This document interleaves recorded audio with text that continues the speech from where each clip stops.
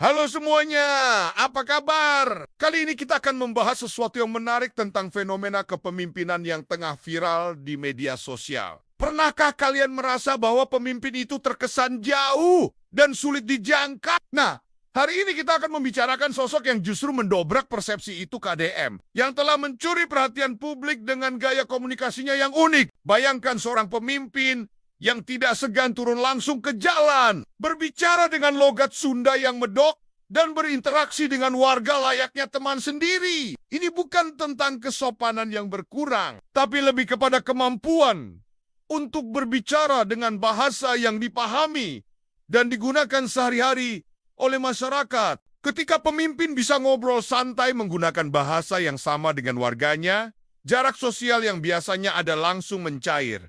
Inilah yang membuat KDM berbeda. Beliau membuktikan bahwa jabatan tinggi tidak harus membuat seseorang kehilangan sentuhan dengan akar rumput. Menariknya, penggunaan bahasa Sunda kasar dalam komunikasinya justru menjadi daya tarik tersendiri. Justru sebaliknya, ini menunjukkan profesionalisme yang adaptif, kemampuan untuk menyesuaikan gaya komunikasi dengan audiensnya sambil tetap membawa pesan dan kebijakan dengan efektif. Terkadang, justru dengan menjadi diri sendiri dan autentik, seorang pemimpin bisa mendapatkan respek dan kepercayaan yang lebih besar dari masyarakat. KDM telah membuktikan bahwa gaya komunikasi dan pendekatan yang down to earth ini adalah bagian dari karakternya sehari-hari. Ini adalah contoh nyata bagaimana seorang pemimpin bisa tetap berwibawa sambil menjadi bagian dari keseharian masyarakatnya. Masyarakat bisa membedakan mana yang asli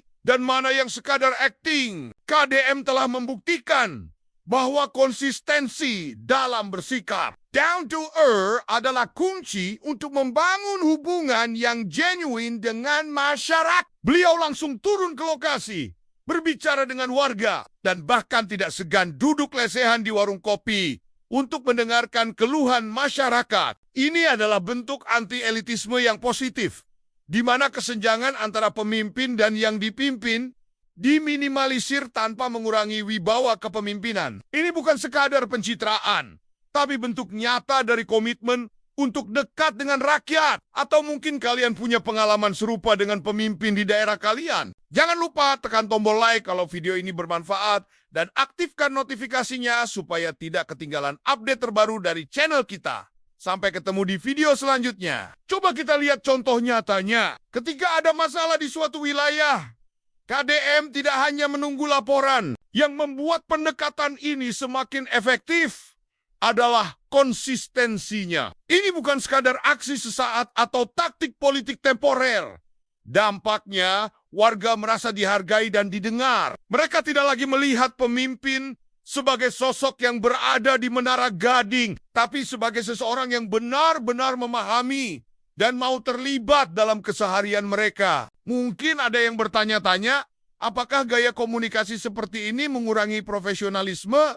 Jawabannya adalah tidak. Fenomena ini juga mengajarkan kita bahwa kepemimpinan modern tidak selalu tentang formalitas dan protokol yang kaku. Satu hal yang perlu kita garis bawahi adalah bahwa pendekatan ini berhasil karena didasari oleh ketulusan. Dari pengalaman KDM ini, kita bisa belajar bahwa kepemimpinan efektif tidak selalu tentang membangun tembok pembatas, tapi justru tentang bagaimana menghancurkan tembok-tembok itu. Nah, bagaimana menurut kalian tentang gaya kepemimpinan seperti ini? Apakah ini adalah model yang sebaiknya ditiru oleh pemimpin lain? Jangan lupa untuk tinggalkan komentar kalian di bawah. Bagikan pengalaman kalian dan subscribe channel ini untuk konten-konten menarik lainnya. Sampai jumpa di video berikutnya. Terima kasih sudah menonton sampai akhir.